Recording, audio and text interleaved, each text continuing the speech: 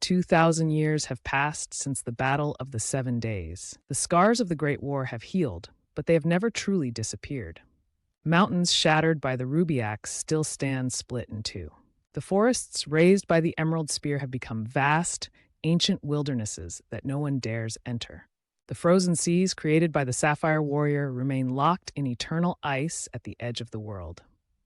Across the continents, broken temples and forgotten battlefields lie buried beneath time, their walls carved with stories that few can still read.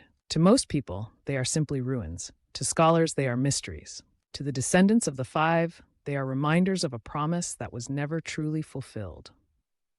The Kingdom of Azure.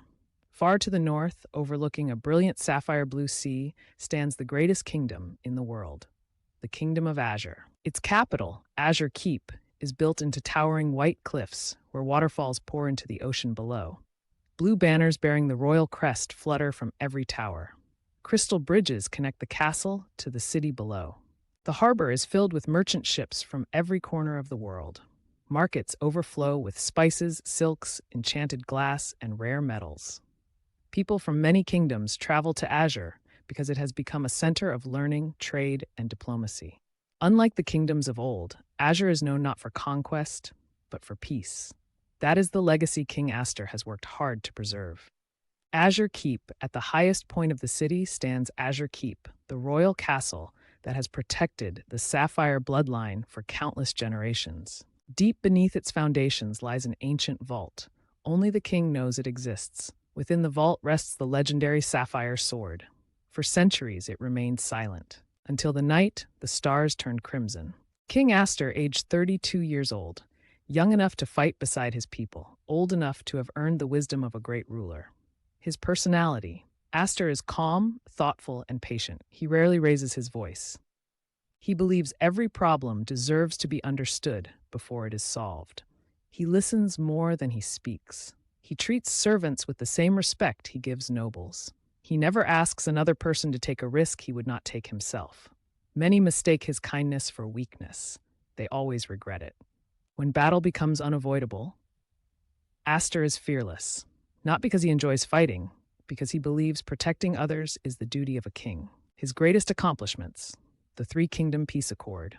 For nearly 50 years, 3 neighboring kingdoms fought over trade routes across the Sapphire Sea. Thousands died.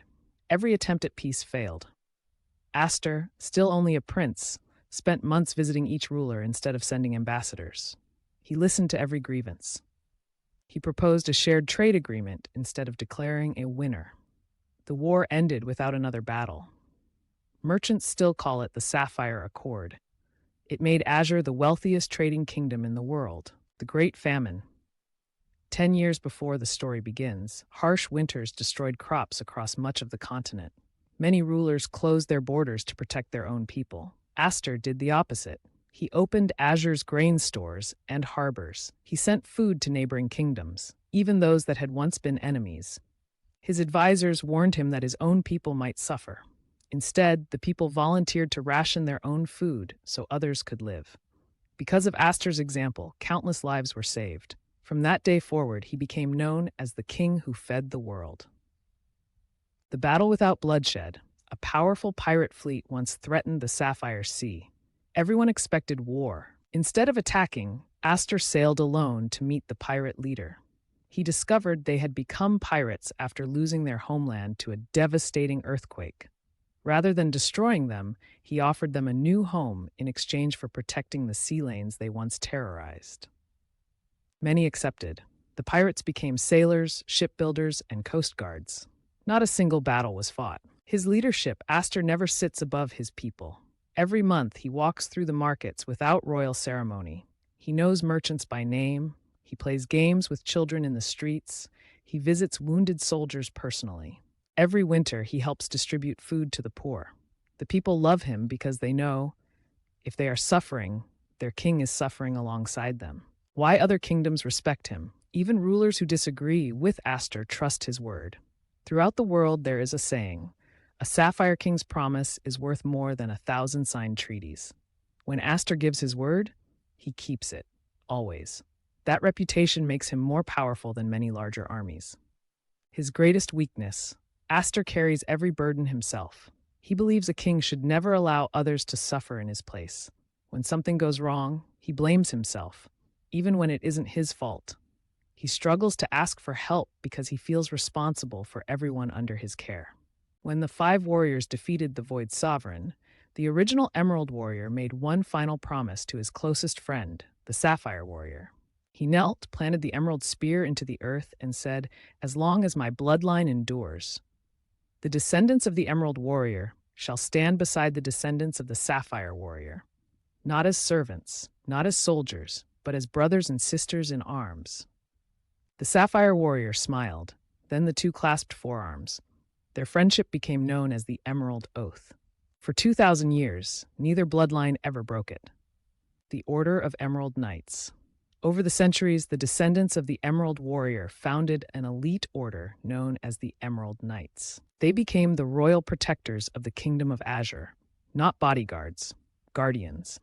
Every Emerald Knight swore to protect the kingdom, the people, and the Sapphire bloodline, even at the cost of their own life. They were famous across the world. It was said, "If an Emerald Knight stands beside you, no darkness shall reach you." The Emerald Spear was passed from generation to generation, but like the other celestial weapons, it remained dormant, waiting. Sir Rowan, age 33, a year older than Aster. From the moment they could walk, Rowan and Aster were inseparable. They learned to read together, trained with wooden swords together, climbed the castle walls despite being forbidden, sneaked into the kitchens for midnight feasts. When Aster became crown prince, Rowan became his first knight. But nothing else changed. They still called each other by their first names when no one else was around.